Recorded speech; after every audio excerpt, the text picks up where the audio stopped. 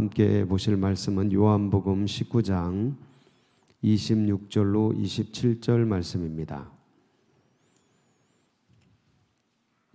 요한복음 19장 26절로 27절 말씀, 우리 두 절 말씀인데 다 같이 봉독을 하겠습니다. 시작.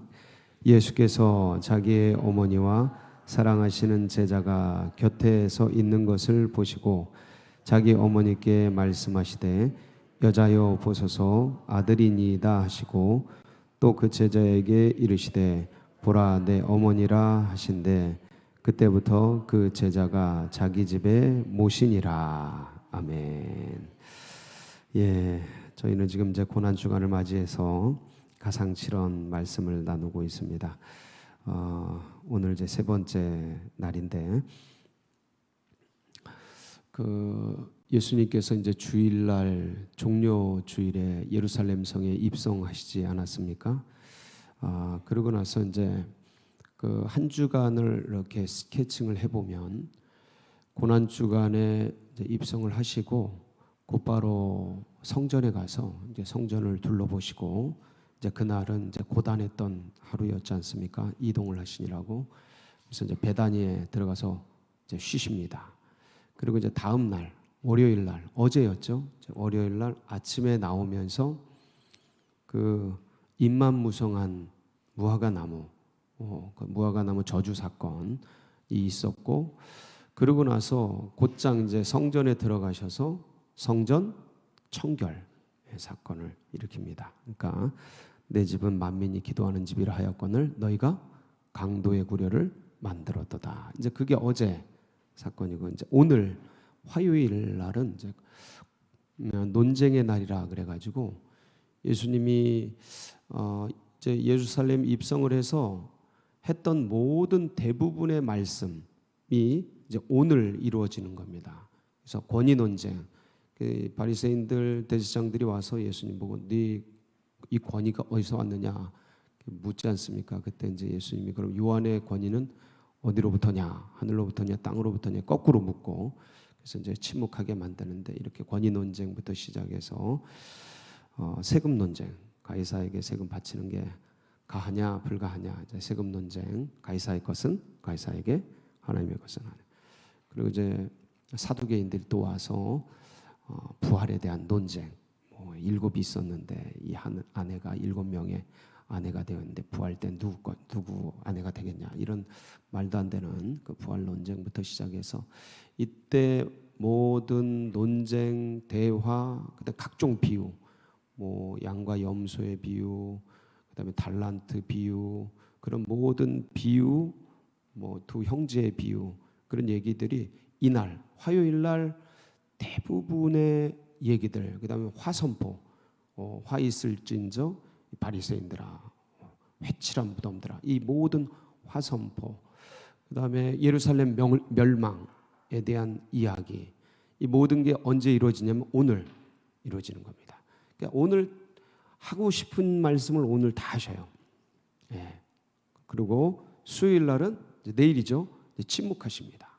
침묵하시고 목요일 날은요 성만찬을 하시죠. 최후의 만찬을 하십니다. 그래서 마가의 다락방에서, 그리고 이제 이 마가의 다락방에서 최후의 만찬을 하시면서 요한복음에 보면 그 대제사장의 중보기도가 쭉 나오죠. 그건 요한복음에 자세히 기록되어 있고, 그리고 이제 그날 밤 이제 잡히셔서 제가 어제 말씀드렸던 그 동선에 따라서 막 끌려다니시고, 그다음에 이제 결국은 오후 3시에 이제 아침 9시에 달리셔서 오후 3시에 돌아가시게 되죠. 순환의 날, 마지막 금요일 날. 그리고 이제 십자가에 달리셔서 오전 9시에 달리셔서 6시간 동안 십자가에 계십니다. 달리셔서 7마디 말씀을 나누셨는데 어제 우리가 이제 첫 번째와 두 번째 같이 다뤘습니다. 그래서 주여 저들의 죄를 용서하옵소서, 자기들이 하는 짓을 알지 못함이니이다. 그리고 오늘 네가 나와 함께 낙원에 있으리라. 참 이건 예, 이 말씀이 여러분의 말씀 되기를 바랍니다. 얼마나 고귀한 말씀입니까? 그 십자가 상에서 한 영혼 구원하려고, 예, 한 영혼 구원하려고, 야, 진짜 돌아가시면서까지 대단하신 것 같아요. 오늘 이제 세 번째 말씀인데, 오늘은 이제 어떤 말씀이냐면 어머니를 이제 요한에게 이제 부탁하는 그런 말씀입니다. 한번 보실까요? 26절에 예수께서 자기의 어머니와 사랑하시는 제자, 이게 누굴까요? 사도 요한입니다. 예, 제일 어렸어요. 12제자 중에서 제일 어려가지고 예수님의 사랑을 제일 많이 받았던 사람이, 그래서 스스로도 많이 사랑받은 제자 이렇게 표현하는 거예요.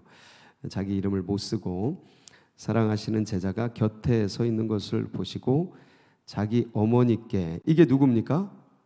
예, 성모 마리아죠. 예, 성모 마리아 자기 어머니께 말씀하시되 여자여 보소서 아들이니이다. 그러니까 이 마리아를 보면서 뭐라고 불러요?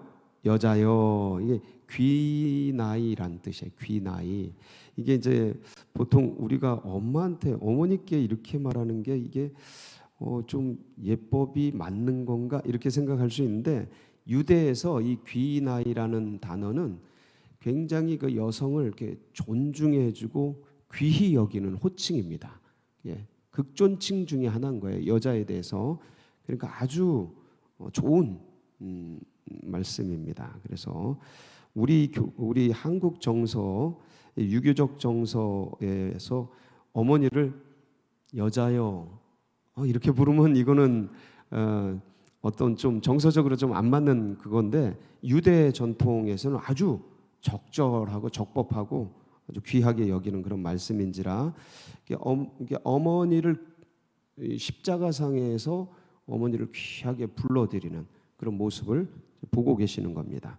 그래서 여자여 귀하신 분이요 존귀하신 분이요 보소서 아들이니이다. 누굴 가리키면서요? 예, 사도 요한을 가리키면서 아들입니다 하고, 나 대신 아들로 삼으세요 하는 뜻이죠.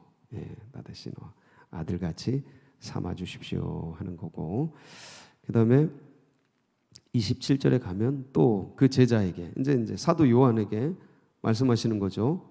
보라 내 어머니라. 이게 메테르라는 단어를 썼는데 어머니란 친어머니란 뜻입니다. 친어머니. 그러니까 보라 내 어머니라, 친어머니처럼 섬겨라 하고 이제 제자에게 말씀하시는 거예요.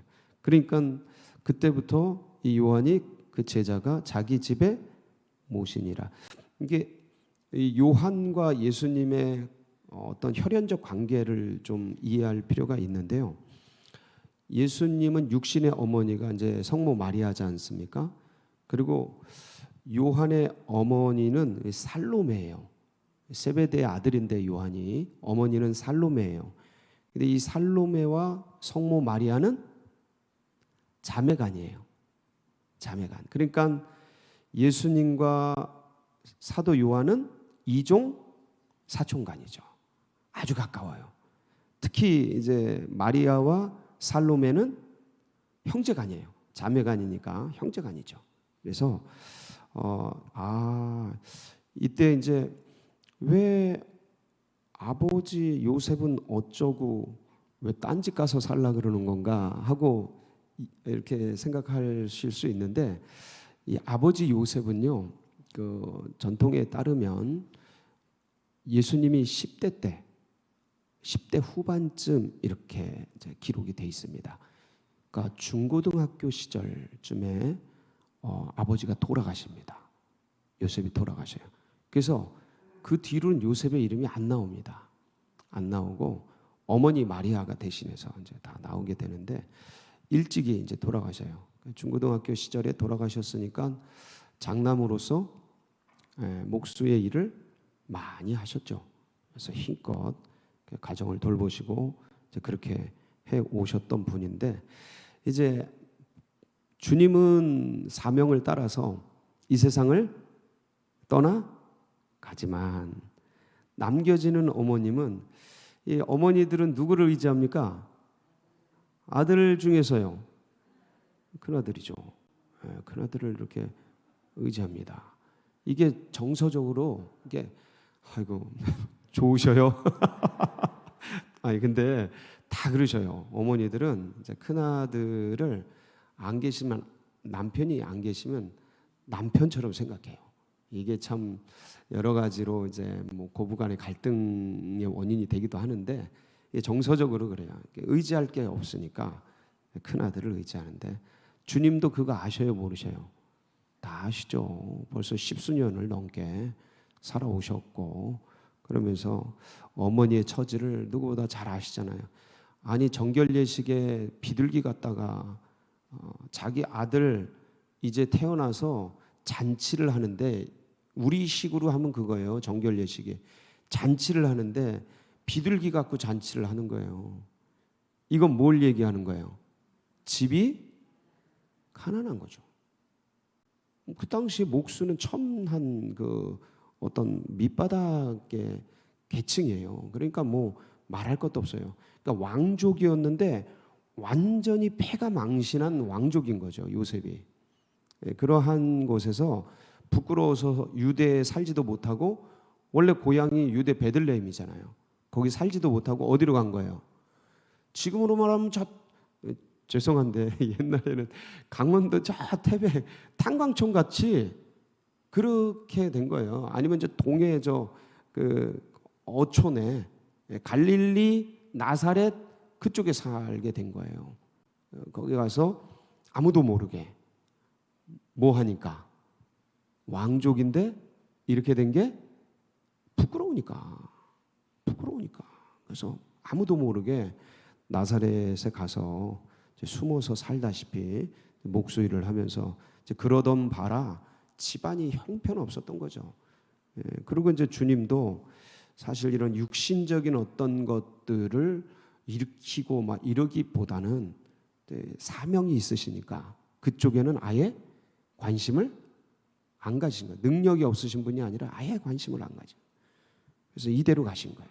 머리 둘 것 없이, 아무 소유 없이 그렇게 사시다가, 예수님은 예수님의 사명을 향해서 살아오셨고, 이제 사명 때문에 십자가에 달리셨고, 그리고 지금 어머니는 밑에서 뭐 하고 계셔요? 지난 주일날, 엊그제 주일날 그 한 청년이 군대 간다고 와서 기도받고 간 거예요.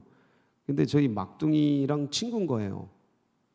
기도를 해주고 이제 내일 모레 간다는데, 오늘 가는 날이네. 예? 오늘 가는 날이네. 근데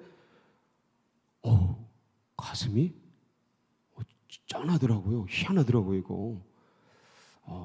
저희 사모는 울더라고. 그 부모님들도 다. 그래서 군대 하나 가는데도 부모들 마음이 이런데, 아들 십자가에 달렸는데 어미 마음이 어떻겠어요? 아무리 사명이지만 자기 아들 선교지 간다는데, 아무리 국가의 부름이지만 가면 어떻게 될지 모르는데 1년 2년 사이에 그 험난한 군대에서 떠나보내는 그 부모의 마음은 찢어지는 거죠. 그래서 제가 오늘 곰곰이 생각해 봤어요. 아침에 내 어머니도 그러셨겠구나. 저 한 번도 생각을 못 해봤거든요. 예? 한 번도 생각을 안 했어요. 못된 놈이지. 예? 근데 그런 거를 이렇게 생각을 잘 못하고 자랐어요.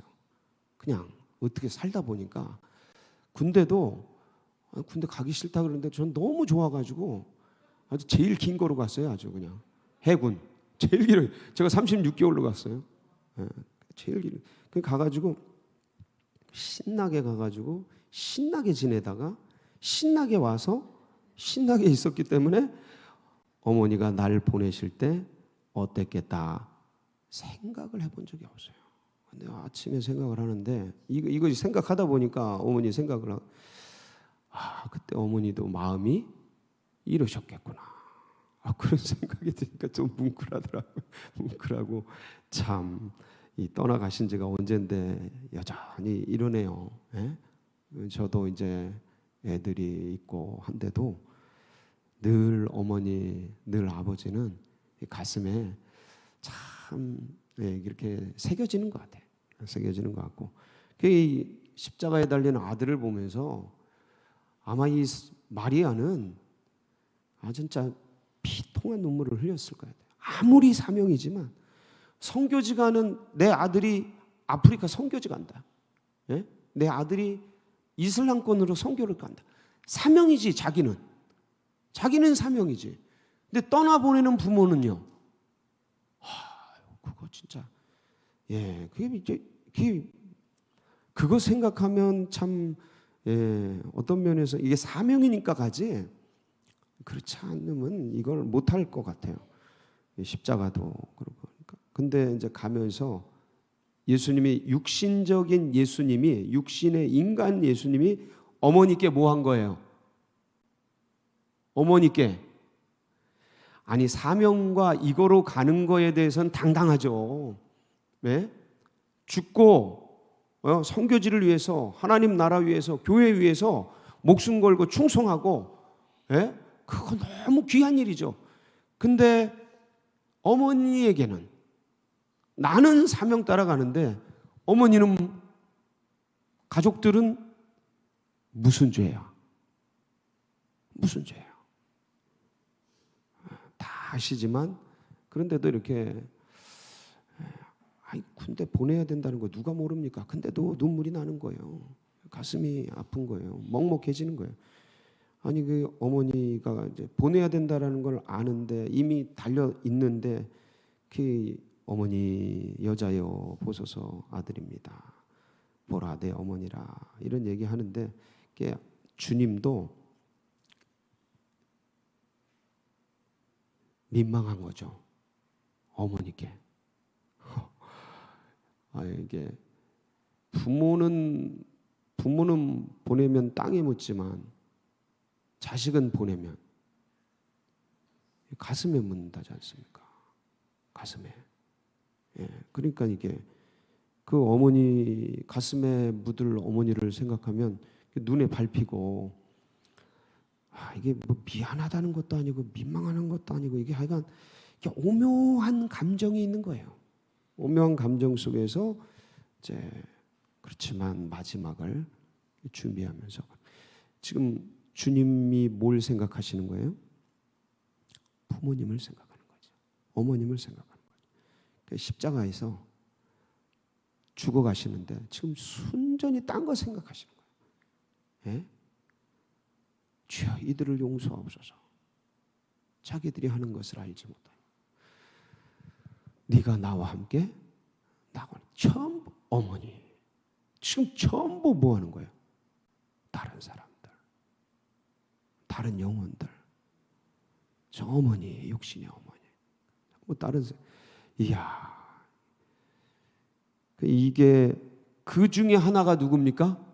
주님이 십자가에서 생각해 준 그 중에 한 사람이 누구예요?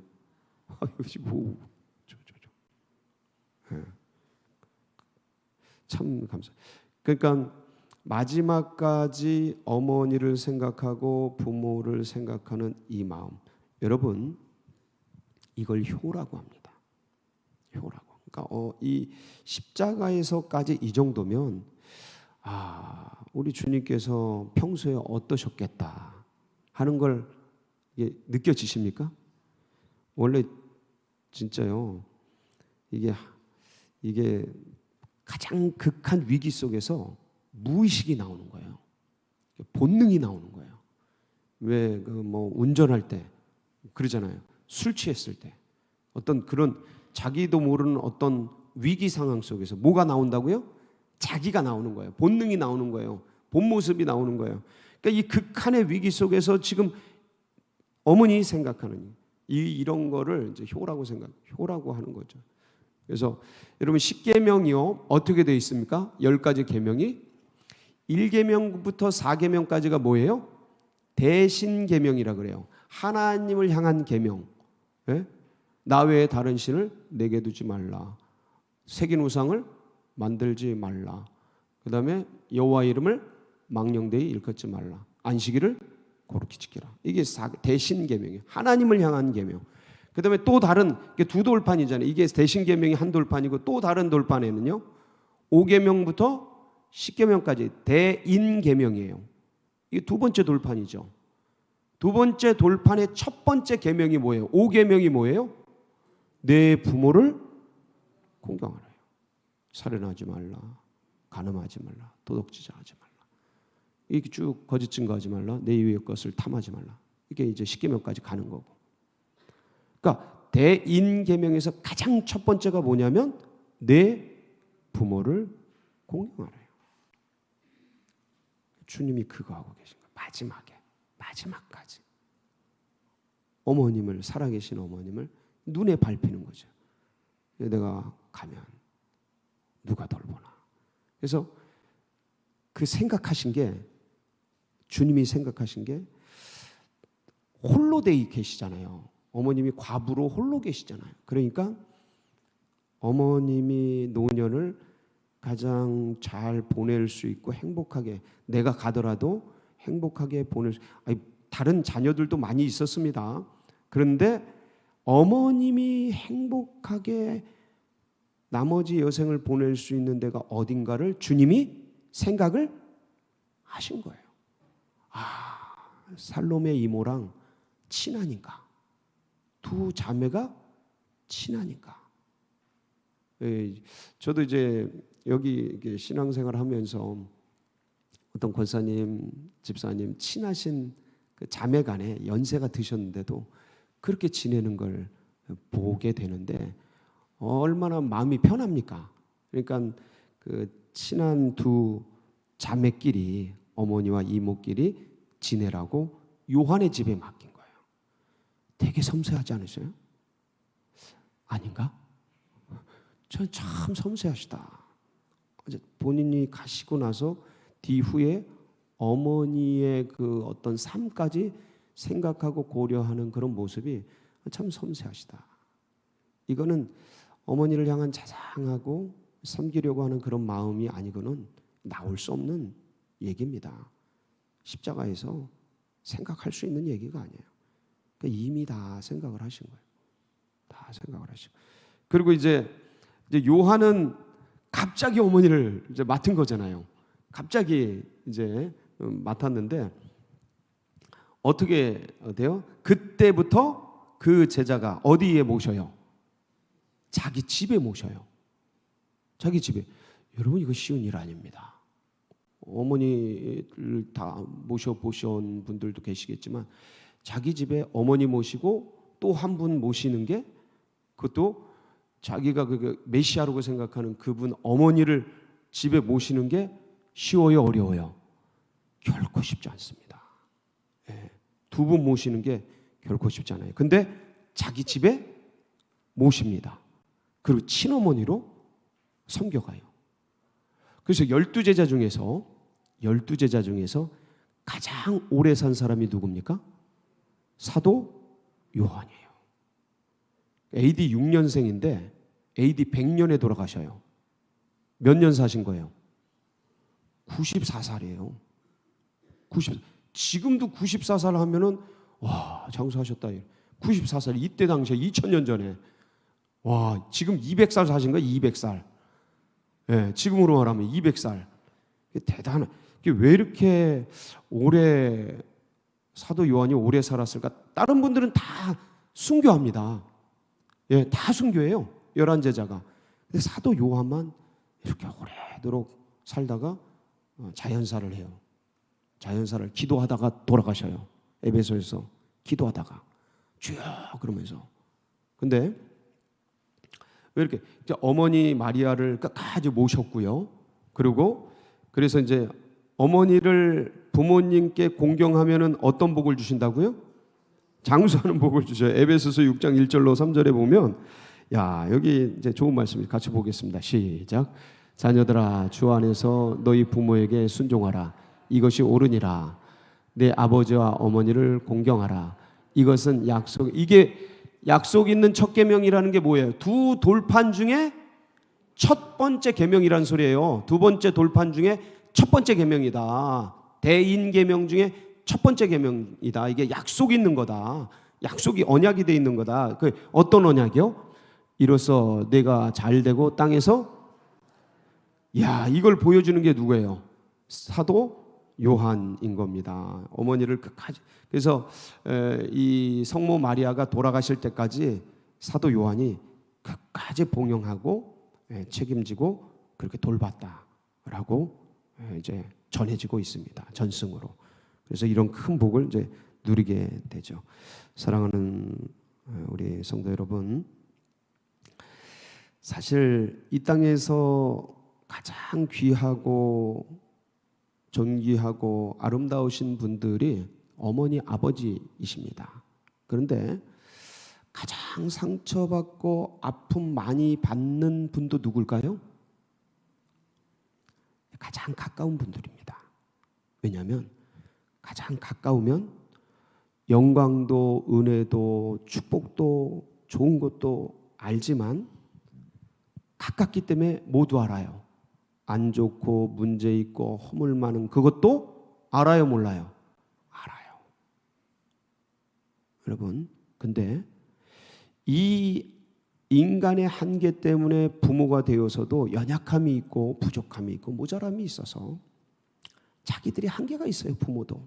그래서 그것 때문에 자녀들에게 좋고 아름답고 귀한 것만 흘려보내고 싶은 게 부모이지만, 그러나 그러지 못해서 그 부모님들이 연약해서 자녀들에게 아픔과 고통과 문제와 어떤 가슴에 쓴뿌리와 상처, 왜 그런 말 많이 듣지 않았겠습니까? 뭐 좋은 얘기만 듣고 자란 자녀들이 몇이나 되겠습니까? 험한 말 많이 듣고 극단적인 말 많이 듣고 그러면서 이게 상처가 되고 아픔이 되고 응어리가 돼서 지금도 어떤 면에서는 부모님과 관계가 소원할 그럴 분들이 계실 수 있습니다. 근데 꼭 기억하세요. 부모는 완전할 수 없고요. 육신의 부모는 완전할 수 없고요. 연약한 점이 누구나 다 있고, 그래서 그런 것 때문에 내가 그런 영향을, 안 좋은 영향을 받을 수도 있습니다. 근데 그 부모님이 나를 있게 한 존재라는 이 한 가지 사실이 나머지 모든 것을 덮고도 남는 겁니다. 나머지는 감정적인 거예요. 감정적인 거. 이 감정적인 것은 주님 안에서 잘 다뤄서, 내가 부족해서, 내가 모자라서, 내 부모님에 대해서 이런 마음, 내 형제간에 대한 이런 마음이 있는데 주님 이거 씻어주세요. 잘 다뤄서 여러분 어찌하든지 부모님 살아계실 때 효를 다 하기를 바랍니다. 주님 십자가에서까지 마지막 효를 하는 것을 가슴에 새기고, 이제부터 오늘부터 또 심기일전에서 살아계신 어머니 아버님 잘 섬겨가는 주님의 백성들이 되시길 축복합니다. 같이 기도하시겠습니다.